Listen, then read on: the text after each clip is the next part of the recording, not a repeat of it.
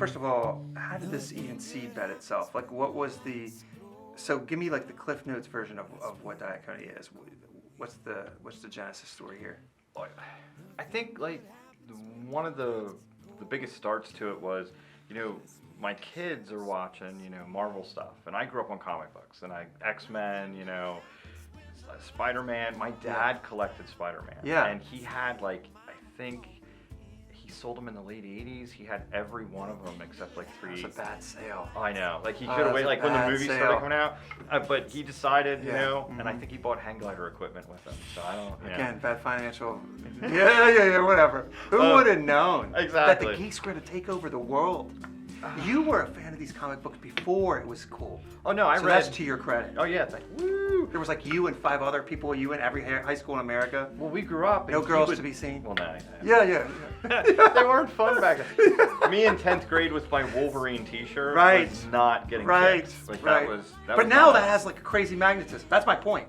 If you're growing up today, these comic book people, they rule the world now. They're mainstream. They're mainstream. Again, and actually, I have a producer friend who they were buying these side note sort of comic books that to then resell, mainly because as film projects, because they already have some form of following, and Hollywood is looking for things that already have a following. So it's very hard to get something like Diakonia off the ground, because we don't have obviously 15 years of comic book behind it. But what we have for us, and one of the reasons I thought of the idea, is most people, if you're secular Christian, almost anybody knows those basic stories in the Bible that come from Samson.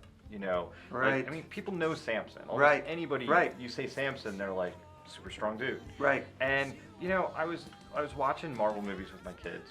We love Guardians of the Galaxy and all that. My youngest has the tapes, and then he has his own Walkman that he loves to get down to them. Which is so weird, by the way. It's so weird for me. I know, cause it's cool though. Well, it's all retro. things new. Yeah. All things new. And his Walkman also makes me feel old. Actually, I never experienced this back in the day, and it's a complete side note. But his Walkman has a speaker in it, so he can take his headphone jack out. Now this is a new purchase though. It's a new purchase. Okay. But it has a speaker. That's a good spin. I didn't have those back then. No. My one had Mega Bass.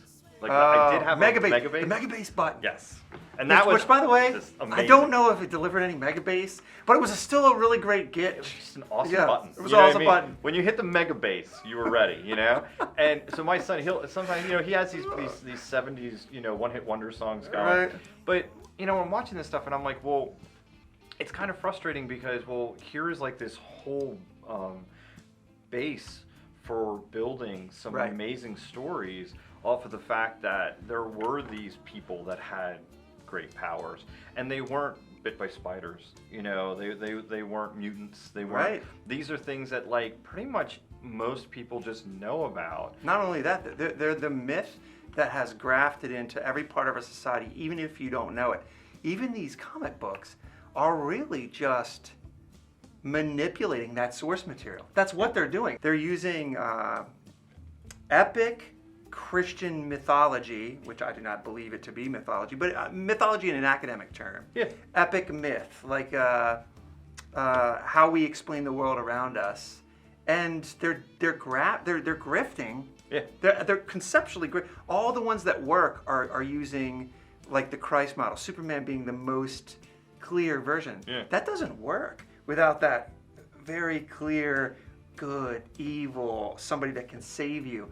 That's almost like a shot-for-shot rip-off of the Jesus character. Yeah. Everybody knows that, but it's become so ingrained. Yeah. I mean, in so much, literature and everything throughout the years, that model is something that's built into us almost. It's a good point you're making. So even though it doesn't have a groundswell necessarily on it, it has a human.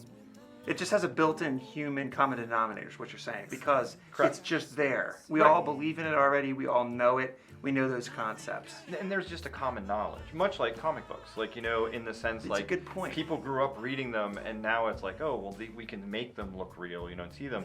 And where these biblical stories and things that have happened in the Bible, the parting of the Red Sea and stuff, let's be honest, that's a superpower.